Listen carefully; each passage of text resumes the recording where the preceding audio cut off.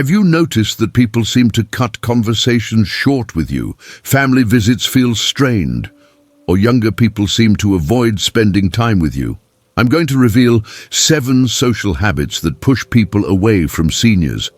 Habits you might be doing right now without realizing how much they're damaging your relationships and shrinking your social circle. And here's something important.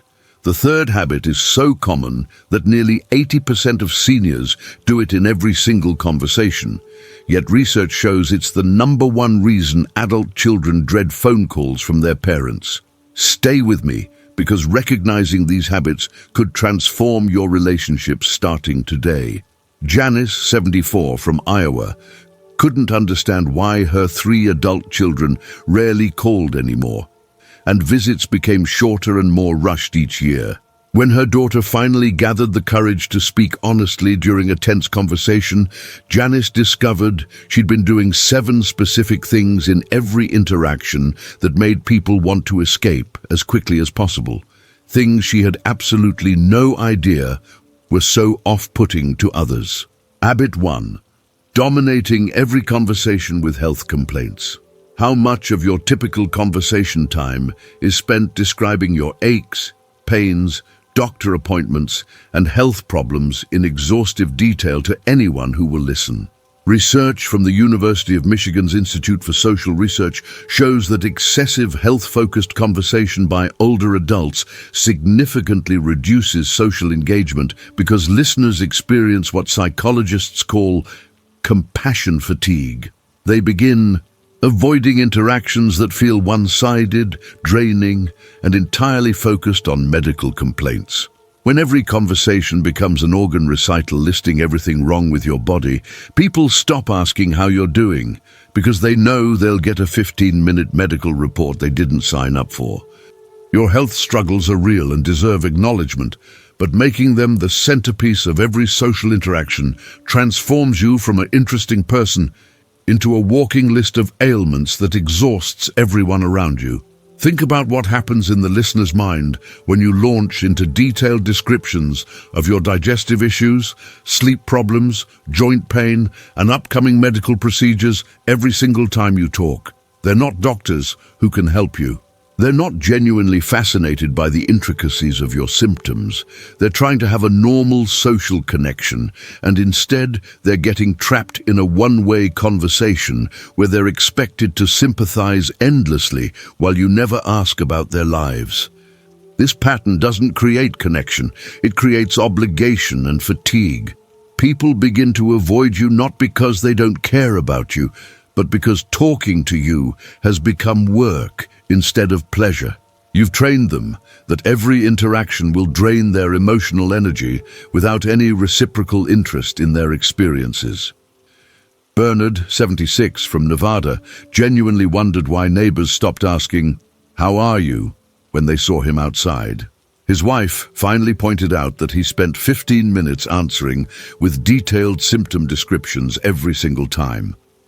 And people learned to avoid eye contact so they wouldn't get trapped in another medical monologue. Here's your immediate solution, starting with your very next conversation. Limit health talk to 2 or 3 sentences maximum unless someone specifically asks for more details. Say something brief like, "I'm managing pretty well. Thanks for asking," and then immediately redirect by asking about the other person's life, their family, their interests, or their experiences. Make a conscious effort to talk about topics other than your health, current events, hobbies, memories, questions about others. Your relationships are dying from health complaint overload. Change this pattern today. Habit 2, constantly living in the good old days. Do you find yourself frequently starting sentences with "back in my day" or "things were so much better when," followed by comparisons that make the present seem inferior? Social psychology research from Stanford University confirms that excessive past-focused conversation and negative comparisons to current times creates significant generational disconnect and makes younger people feel judged, dismissed, and completely uninterested in engaging with you. When you constantly glorify the past and criticize everything about the present, you're not sharing wisdom or perspective. You're communicating that their world, their values, their technology, and their way of living are all wrong and inferior. Nobody wants to share their life with someone who's going to respond with how much better everything was 50 years ago. It's dismissive, it's alienating, and it positions you as someone stuck in the past who cannot appreciate or engage with the present reality. Every generation faces unique challenges and opportunities that the previous generation doesn't fully understand. When you compare everything unfavorably to your youth, you're ignoring the genuine improvements that have occurred. Advances in civil rights, medical care, technology that keeps families connected across distances, increased safety in countless areas. Yes, some things were different in your youth, and nostalgia is natural.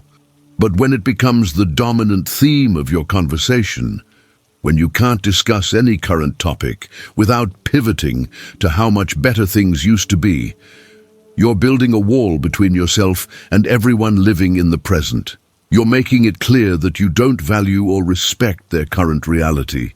Mildred, 72, from Michigan, constantly told her grandchildren how much better, safer, and more respectful everything was in the 1960s until they stopped wanting to visit. Every topic, music, schools, neighborhoods, technology, became a lecture about moral decline and how young people today don't understand real values, and the kids eventually associated grandma with criticism rather than love. For every back in my day statement you make, force yourself to say 3 genuinely positive things about something happening now. Practice finding value in the present. Ask questions about current experiences instead of comparing them unfavorably to your past. Learn about what makes young people excited instead of dismissing it. Stop pushing people away with nostalgic criticism. Engage with the present starting today. Habit 3, giving unsolicited advice and solutions. When someone shares a problem, concern, or struggle with you, do you immediately jump in with advice, solutions, and detailed explanations of exactly what they should do? Research from Harvard Medical School's Department of Psychology demonstrates that unsolicited advice activates defensive responses in listeners, damages relationship quality, and makes people significantly less likely to share personal information in future conversations. Most people who share problems aren't asking you to solve their lives. They're seeking empathy, validation, or simply a safe space to process their feelings out loud. When you respond by immediately telling them what to do, you're communicating that you think they're incompetent to figure out their own lives and that your decades of experience make you the authority on their situation. This doesn't feel supportive. It feels condescending and dismissive of their own intelligence and agency. Your life experience is valuable, but it doesn't automatically make you qualified to advise on situations you don't fully understand in contexts that have changed dramatically since you faced similar issues. The job market your grandchild is navigating is nothing like the one you entered 50 years ago. The parenting challenges your daughter faces in the internet age are vastly different from what you experienced. The financial decisions your son is making involve economic realities that didn't exist in your time. When you dispense advice based on outdated experience without being asked, you're not helping. You're making people feel judged and misunderstood. They stop sharing with you because they know you'll respond with lectures instead of listening. Eugene, 78, from California, gave detailed financial advice to his 45-year-old daughter during every phone call until she stopped calling entirely. She wanted emotional support and someone to listen to her stress, not lectures from someone who didn't understand modern career dynamics, student loans, or childcare costs in expensive cities.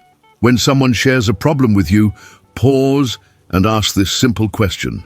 Do you want advice, or do you just need to vent? Then respect whatever answer they give. If they want advice, offer it briefly and humbly. If they just need to vent, simply listen and validate their feelings without trying to fix everything. Your advice giving is pushing people away right now. Learn to listen without solving today.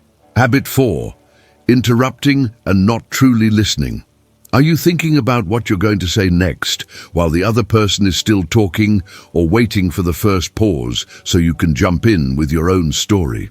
Johns Hopkins research on communication patterns shows that older adults increasingly interrupt conversations as hearing declines and cognitive processing slows. But this behavior significantly reduces other people's willingness to engage in extended conversations. When you consistently interrupt, you're sending a clear message that what you have to say is more important than what they're sharing. You're treating conversation as a competition for airtime rather than an exchange of ideas and experiences. People don't feel heard when you interrupt. They feel dismissed and frustrated. Eventually they stop trying to tell you anything meaningful because they know you won't let them finish anyway. Real listening is rare and precious. Most people go through their days feeling unheard and invisible. When you interrupt constantly, you're squandering the opportunity to be someone who actually listens, who makes others feel valued and understood. You might think you're being engaged by jumping in with related stories or reactions, but what you're actually doing is centering yourself in every conversation. The other person starts a story, and before they can finish, you've redirected it to your own experience. They share a feeling, and you interrupt to compare it to your own feelings. This pattern doesn't create connection. It creates frustration and the sense that you don't really care about anyone's experience except your own.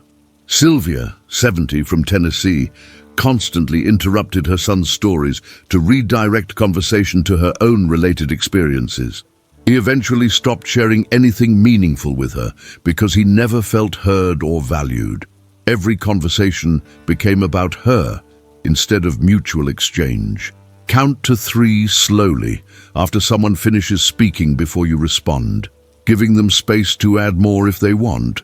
Then ask at least one follow-up question about what they just said before you share your own experience.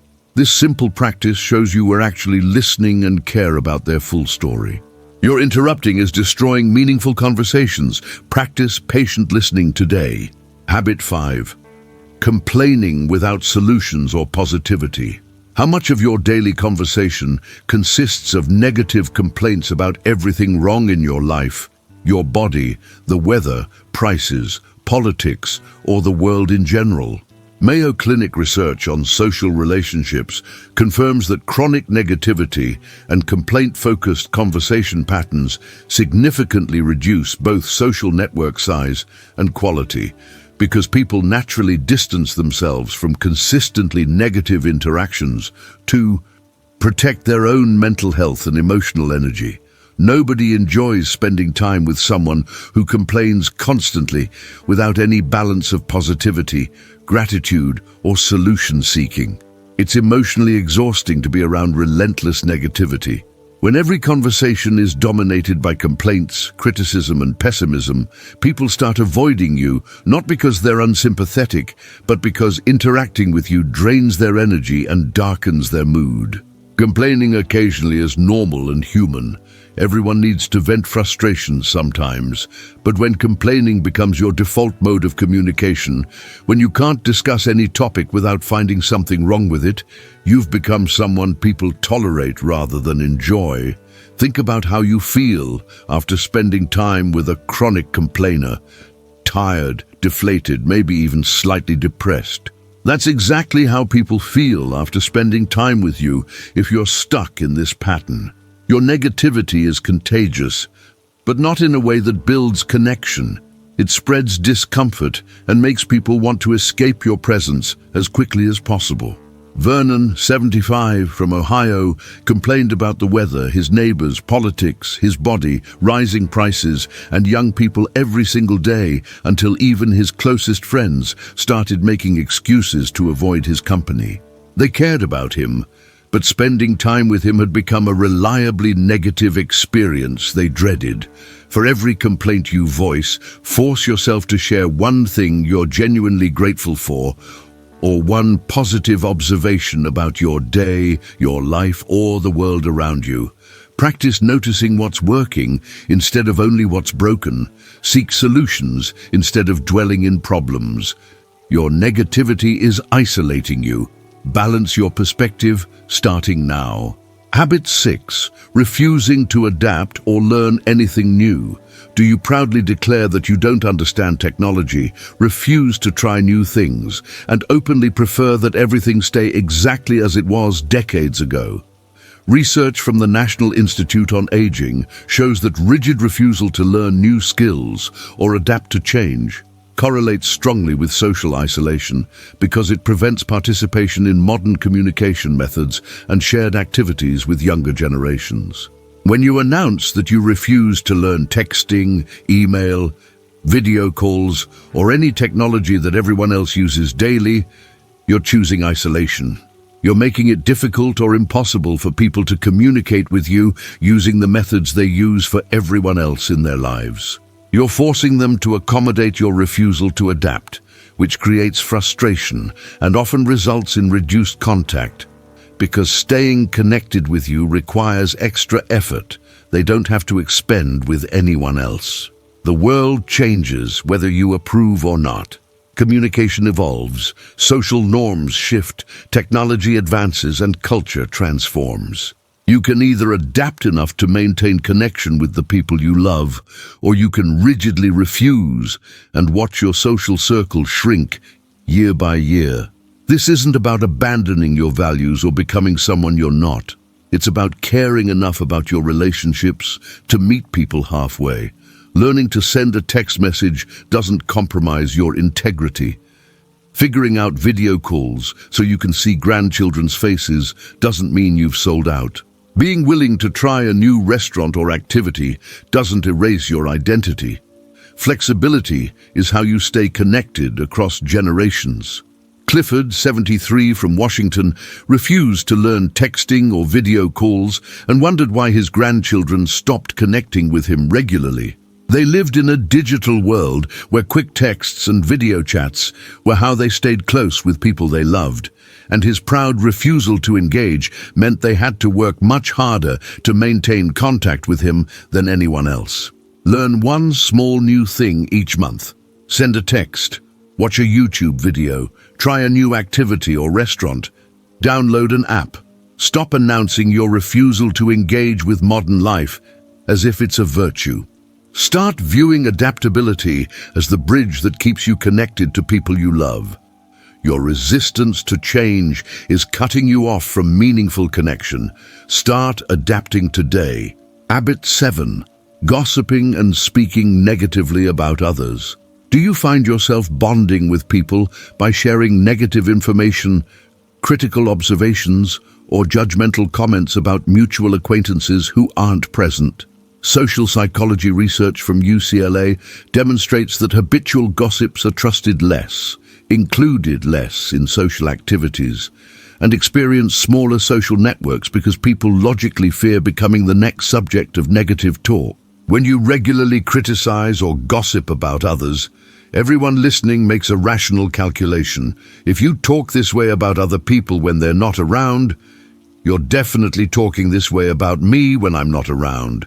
This destroys trust and ensures people keep you at emotional arm's length. They'll be polite and cordial, but they'll never share anything personal or vulnerable because they know it will become fodder for your next gossip session. Gossip might feel like connection in the moment, sharing secrets, bonding over mutual judgments, feeling like insiders who see what others don't. But it's false intimacy that corrodes real trust. People who engage in gossip with you don't actually trust you. They're just enjoying the entertainment while mentally filing away that you're not a safe person to confide in. Real connection is built on trust, kindness, and the ability to speak positively about people whether they're present or not. When you're known as someone who sees the best in others and maintains confidences, people seek you out for genuine relationship. When you're known as a gossip, people keep their distance and their secrets. Dolores, 71, from Arizona, regularly shared critical observations and personal information about other church members until people stopped confiding in her entirely.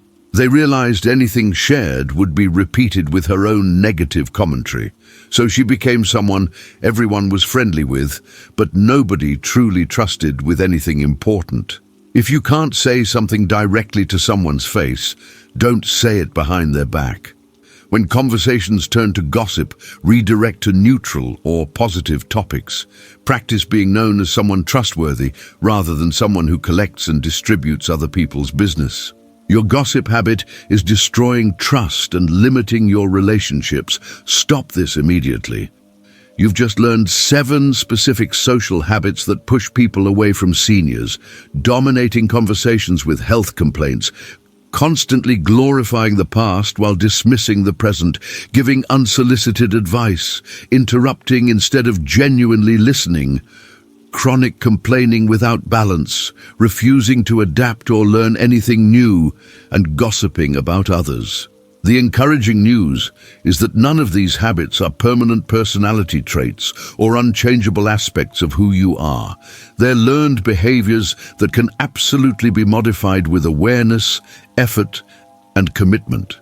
Simply knowing these habits exist and recognizing when you're doing them gives you the power to stop mid-sentence and course correct in real time. Which of these 7 habits hit closest to home for you? Be completely honest in the comments, because admitting it is genuinely the first step to changing it, and your honesty will help other seniors recognize themselves too. If this video opened your eyes to behaviors you didn't realize were pushing people away, hit that like button so YouTube shares this important message with other seniors who desperately need to see it. Subscribe for weekly straight talk about improving life after 60 without sugarcoating the truth. Most importantly, share this video with senior friends who might be unknowingly sabotaging their relationships with these exact habits. You could be helping them reconnect with people they've been accidentally pushing away for years. Which habit will you work on first? I'll see you in the next video.